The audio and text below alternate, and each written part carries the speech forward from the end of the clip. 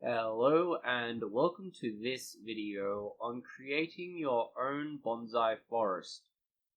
Among the many styles of bonsai that often get less attention, there are forest plantings. This is similar in some ways to the raft style, but it is unique.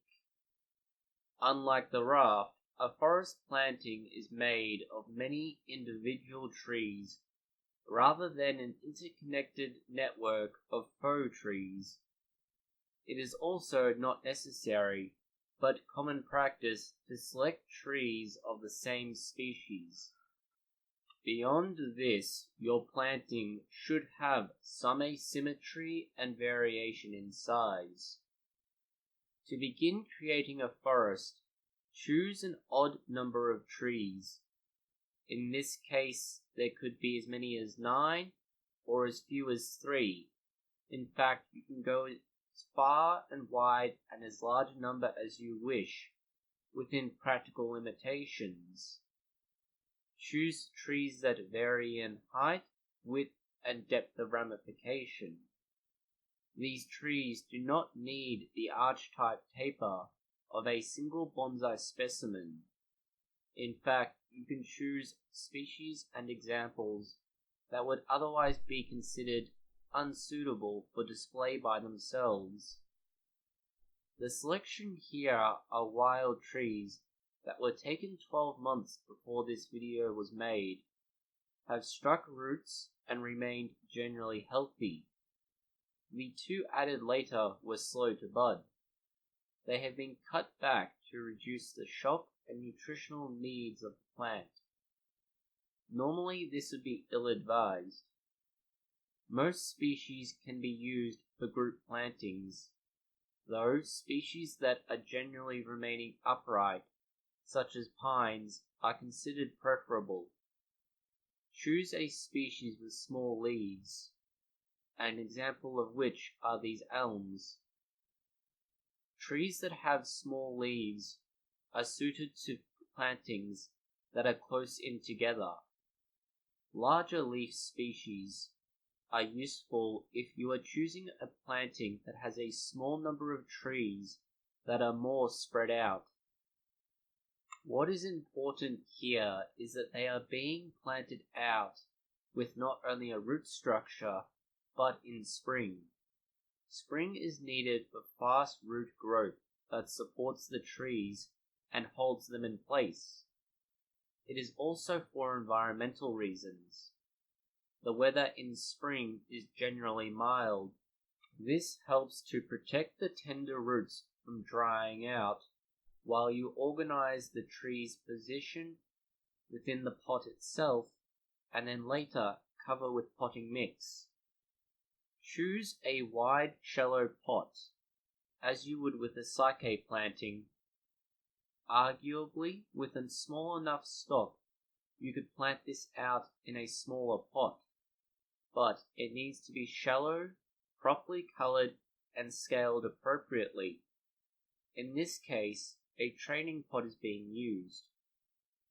Now that you have a pot, prepare it as per standard potting procedures.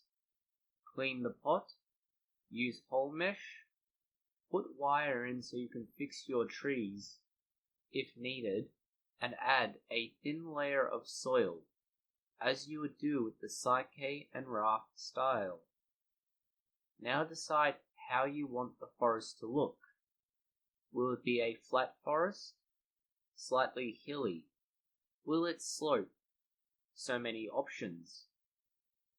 Build up your soil to match this expectation or plan. Place your largest tree just off from center, to the front and one side. Remember, the tree position should always be slightly lopsided. Now you start to taper the height of your trees to each side. Place your largest trees in a cluster of 3 to 5 around the largest tree in that cluster.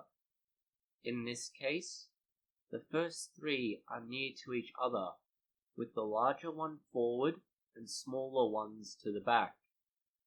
Plant these out with the medium-sized trees slightly more widely dispersed than the large trees, and the smallest trees even more dispersed. This makes it look like the trees are growing away naturally. This will create two different elements. One is like a hill shape to the silhouette. The second is a radial depth. As this forest grows, it creates a lot of lateral root growth. This gradually forms a mat, a thick, fibrous mat, which is important to know when you go to repot the trees. They all need to be pulled out from each other, trimmed aggressively, and replanted. Forest plantings should be given similar care as any other bonsai once you have finished planting them. This involves initial shade, fertilizer, and plenty of observation. After a few weeks of this, they should be moved into a more direct form of sunlight, whether that's out of a greenhouse or from under shade cloth. If you are in an environment that has a high summer, you should consider simply moving them out during the morning.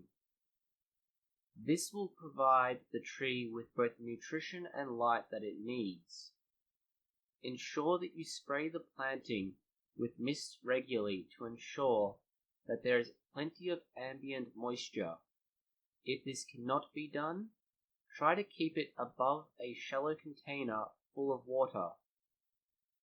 There are some caveats to planting a forest.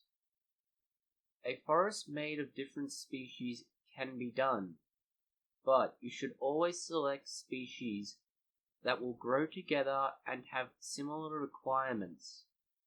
For example, the same location where these trees were taken also had oaks and pines growing there. They could have been interplanted.